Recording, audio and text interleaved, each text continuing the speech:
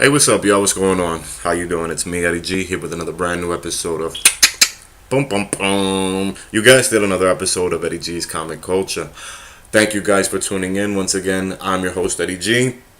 The show is still sponsored by the good folks over at Black Apparel, so make sure show some love over at the website at www.blackapparelblk.com. They got some new gear posted up this week. They have some fire T-shirts. I'm trying to get my hands on, as well as some hoodies as well.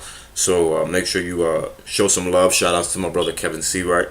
Also Channel 3 Productions as well. Make sure you check out their Instagram page. They got some dope content. A good friend of mine from New York City, as well as Nerdy Blurb TV. Shout outs to all you guys as well. I love y'all. And let's kick this shit off the fucking road, man. It's the first show of the new year. Yeah, so thank y'all for being so patient with me. I know I've been on my shits, too much. But getting things together, so on and so forth, with the new year starting off, I wanted to make sure things are going off right. First of all, one of the main things that this was such an important, this was an important new year for me was because I've actually celebrated the fact that I went 10 years smoke free. That's right, 10 years smoke free. I haven't touched a cigarette, not once, man. It's been a hell of a journey.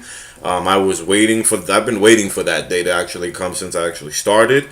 That's one of the biggest changes in my life that I have no regrets at all making, the decisions for leaving it, because it wasn't doing me any justice in the first place. So if you guys are struggling, whatever it is that you guys need to do, man, make sure you do it. Just stand tall, stand strong. Don't give up. You know what I'm saying? It's definitely doable. I don't care what the methods are, as long as you don't. It's usually what they say is it's good to replace one vice with another. So try to look for a healthy alternative. I don't even care if you're using cannabis. I've used it myself, but just do what you can to kick that nicotine habit. There's nothing in there that should no they that there's a reason why they call them cancer sticks in the hood. So yeah, definitely, I did it and you guys could do it. You know, do your best, man. Just, I'm here with you 100%. And if you ever need some positive support, you know what I'm saying, you could always shoot me a message or a comment or something on any of my videos, and I'll definitely, kick it with you. Shoot the shit. I've been there. I know how the cravings go. I know how it's gonna be. The weight loss actually happened because of that. So that's the reason why I've actually hit. I'm such a gym. I'm into the gym so much as I am, because I literally gained about 50 pounds when I quit smoking.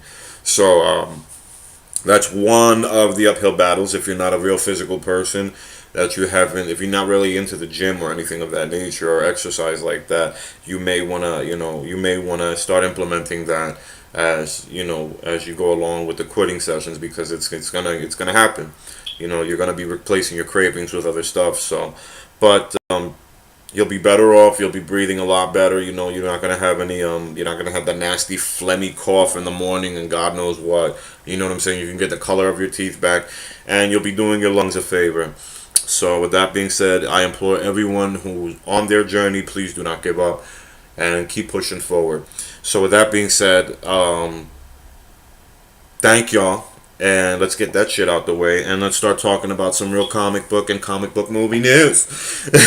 So, let's start off with the perfect. And all right, it banged off this year with the announcement of Ghostbusters 3. I don't know if you guys saw the teaser. When I saw the teaser, I went completely ballistic, because it was completely out of left field. Even though they were dropping hints here and there even though there were hints being dropped, peppered, I guess you could say, throughout since the last 2 years at least of that abomination that was of the Ghostbusters. We'll get into that shortly too, but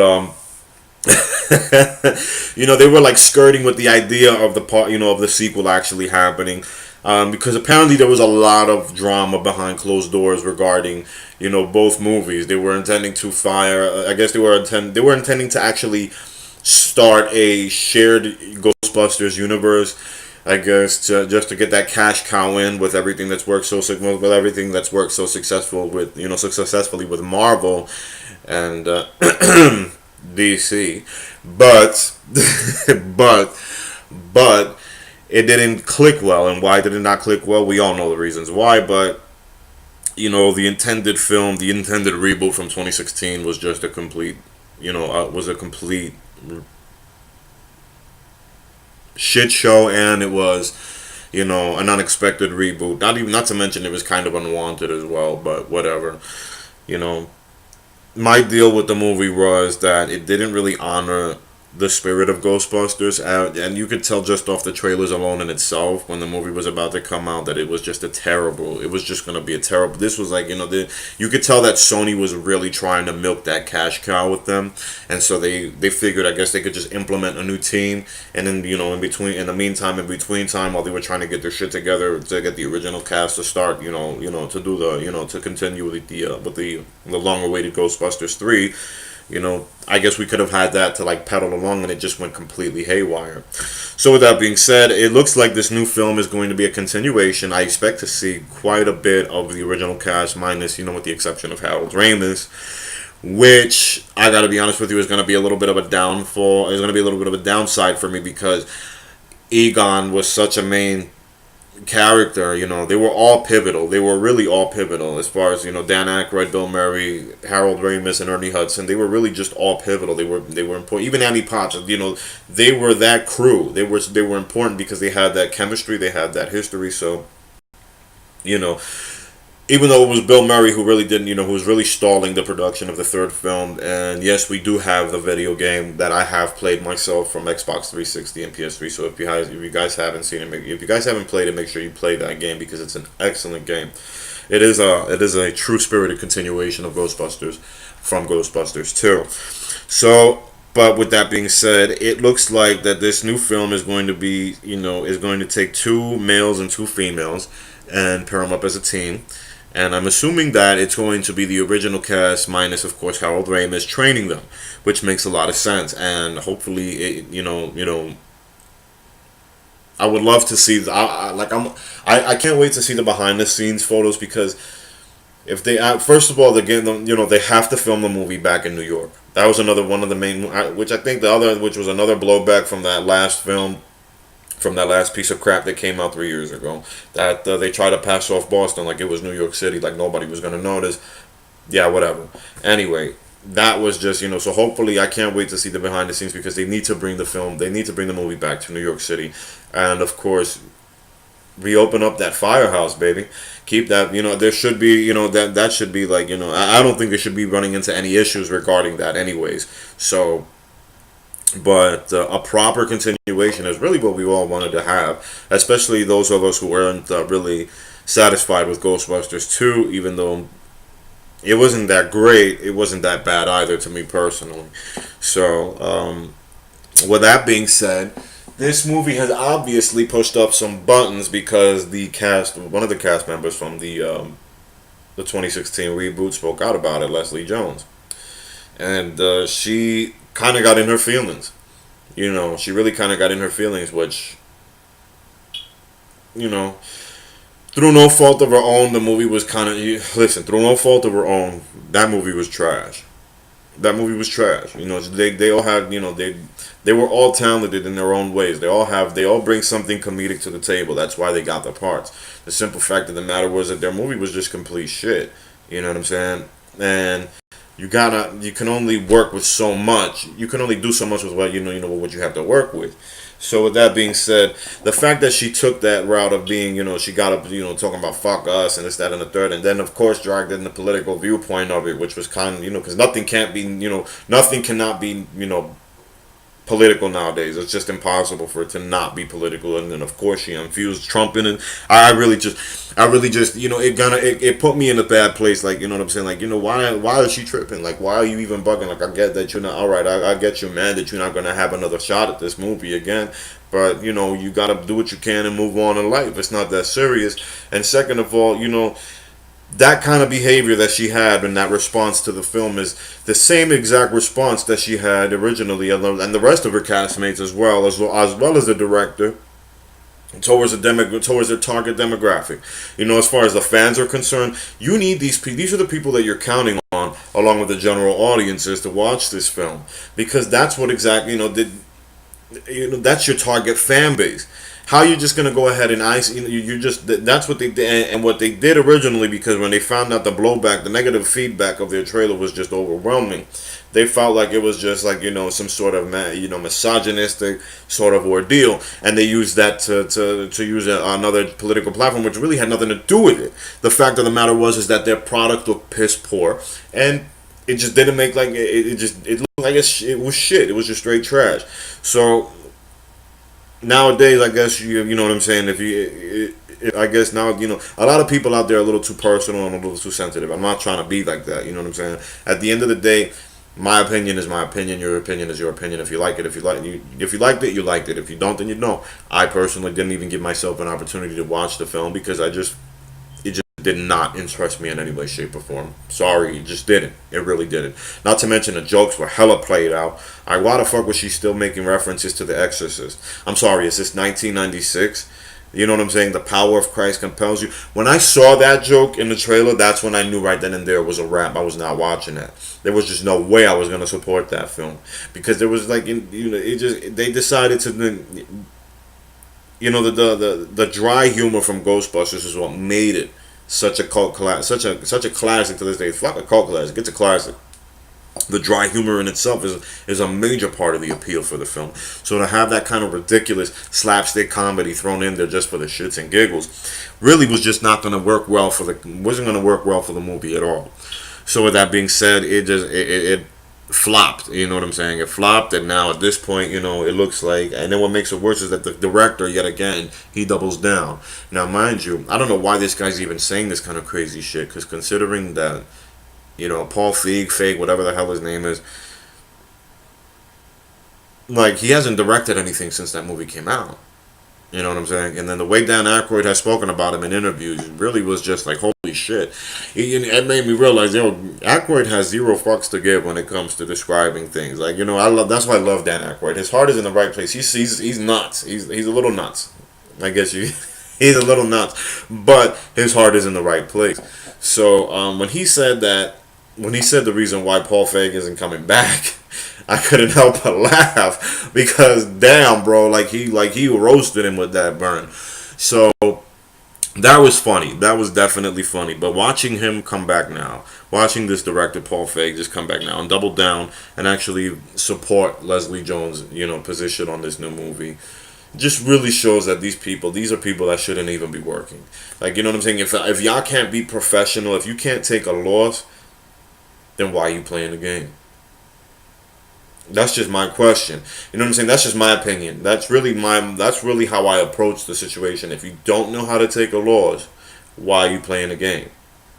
You got to learn how to take an L. That's what life is. That's how, nothing is a guaranteed. You're not a guaranteed victory every time around. So with that being said, they swung for the fences. They tried, but they didn't try hard enough apparently, and it showed. So with that being said, hopefully she gets, hopefully they don't, they continue with their work. Kristen Wiig Kristen Wiig, we'll be seeing her in Wonder Woman 1984. I'm sure we'll be seeing Melissa McCarthy down the line, in some ridiculous comedy as she, her typical movies or whatever. As well as, the other one was her name, Kate McKinnon, I'm not too sure. Either way. But best of luck to them in their endeavors. So with that being said, moving right along, I'm excited for Ghostbusters 3. As far as Ghostbusters 2016. And that's all I have to say about that. So, another shocking revelation. Apparently, Ben Affleck is no longer Batman. Well, it's not really shocking because we kind of all knew it from the get-go that the way things were going with the Batman since its inception, since it started production, it's been a given that Affleck was kind of was going to drop out of the role, and I'm glad that we finally got this now, considering that they're expected to start filming sometime. They're expected to start filming in November of this year. So instead of having him hinder the production of the project with him being indecisive, he took a step down. And let's be honest, we have to be realistic here. Ben Affleck got into this role in his mid-40s to oversee a shared universe. There was no way in hell it was going to go down the line like that. 50 plus, and he's gonna be still making these acrobatics and doing all this stuff as Batman. It didn't make any sense. So it was definitely a wise thing to do as far as him as stepping down. Because I never had any problems with Ben Affleck as Batman, honestly. I really didn't. However, his age was always going to be a factor. And there was no way that they could bypass that any further, especially as he's closer and closer approaching the age of 50. So with that being said, it's great that we get this, it's good that we have this news. Hopefully now, a lot of people are starting their bets as far as, their pools are concerned for, the next actor to take the role. But at this day and age, that could be, I'm assuming we'll be having some sort of news on that we should be getting news on that pretty soon, honestly. Maybe by March, I would imagine. I would buy if they're trying to film in November and have this guy get into the role that, especially for the physical demand that it needs, the fightings, the skills and all of that, the bulking and all of that. They're gonna need some time for that. So I imagine they'll be, looking for. We should be getting an announcement by, I guess, maybe next month. But in all honesty, thanks. I thank Ben Affleck for giving me a pretty good compared back. Despite the idiosyncrasies with that Zack Snyder decided to implement in his movie. I thought Ben Affleck did a fantastic job, to be quite honest with you. He's second to Keaton for me. So yeah, despite the little idiosyncrasies that were there, I thought were personally developed by Zack Snyder himself, with the exception of all of that, I think Ben Affleck was a pretty great Batman for what it was worth. Now, for the matter of future installments, I have no idea, but I'm really excited looking forward towards the Matt Reeves Batman project, considering that he's looking towards making it as a noir story, which is great, and it really captures the detective aspect of Batman. Hopefully, it just revolves into something a lot more. It has to be a lot gritty and darker, and I would like to have a proper Gotham City that looks like Gotham City. So with that being said, oh yes, I wanted to discuss the two issues that I also reviewed. As you guys have known, I don't know if you follow my page on Instagram. I was just recently up north visiting family for the holidays, and I managed to bring back quite the stash. So I haven't been able to put on. I couldn't, I am planning on showing you guys a lot of this stuff, but this is, I finished reading these first two issues over here of Detective Comics. These are 30-year-old issues. These came out in January of '90 and February as well. So, a fantastic story written by Alan Grant and Norm Brayfogle. Brayfogle, I don't know if you guys remember. I mentioned him before in earlier episodes as a favorite artist, one of my favorite artists for Batman, the favorite artist for Batman that my older brother was a fan of, huge. And these two issues, it spans out. Apparently, Penguin passes away. He fakes his own death with the help of a shaman, and in the return of trying to obviously conduct the heist in Gotham City, that really Batman is the only one privy to. The art is just absolutely amazing. I'm just gonna open this one up right here to show you guys a few panels, exactly what kind of the kind of legendary artistry that Norm Brayfogle brought to the game. And one of the reasons why he was my brother's favorite artist, Batman artist, is because he knew how to capture that dark, theme around that time, especially so well that was made popular, and particularly between The Dark Knight Returns and the opening of Batman the movie.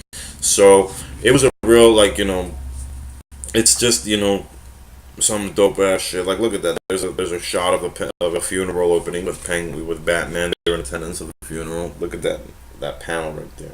That shot.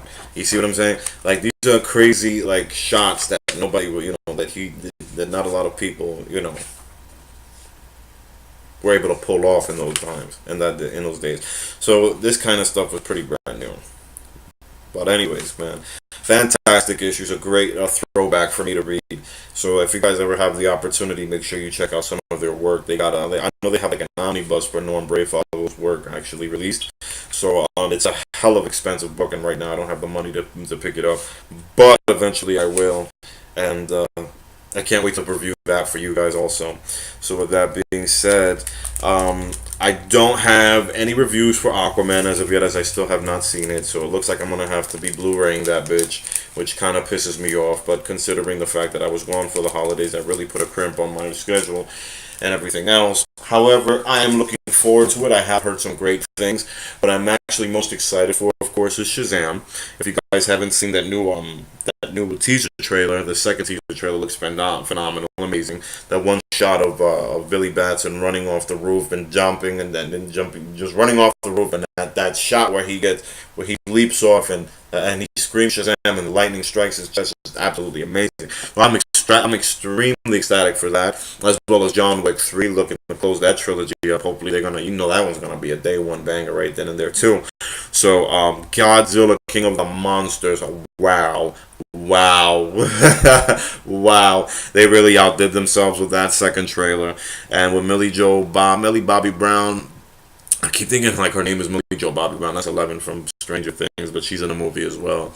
And that one shot in the end where she's about to say, "Oh shit," and you see the two of them where Godzilla and King Ghidorah just are heading towards each other, wanting that smoke. Oh wow, bro! I'm stoked, man. Fucking stoked. So, and I can't wait, because right after that, and they already did start production either way on Godzilla vs. Kong, so kaiju movies is making a huge comeback, and God knows I cannot wait for it. Also, Justice League versus Fatal 5. If you guys are fans of Justice League Unlimited and Justice League as well as Superman and Batman, the animated series, you will be pleased to know that the same production team behind those wonderful series that gave us a great memories are returning this year to release Justice League versus the Fatal 5. Starman is included in it. All the original voices are coming back. It looks amazing. The same it's the DCAU has returned, and God knows it's been long overdue with everything that's been going on as of recently. Although I still haven't seen the death and return of Superman. I've been hearing fantastic things about that film as well. It looks like DC is actually course correcting the ship. It's still got some kinks to work out, but nonetheless, it's doing a damn thing, and I'm so pumped to see what's coming up next. I just finished playing Red Dead Redemption 2, so I plan on filming a complete review episode for that as well, because the game is just something else. And I also, stay tuned for my next episode. I will be doing a review. That review is actually going to be for both Red Dead Redemption 2 and Spider-Man. And the reason why I put that there, the reason why I did that is because I got a couple of bones to pick with that game. So, get ready, because I got a few beefs I got to take with that game. But, I'm not going to get into that right now. But thank you guys for tuning in. I'm going to close the show out right about now. Hopefully you guys enjoyed. If you have any questions or comments or anything that you disagree or agree upon, you already know. Hit me up on the page. Subscribe. Let's keep this thing going. The forum is back, baby. We're here to discuss. We're here to create. We're here to enjoy. I hope you guys are enjoying your week. Have a great one. Stay safe. Peace and love.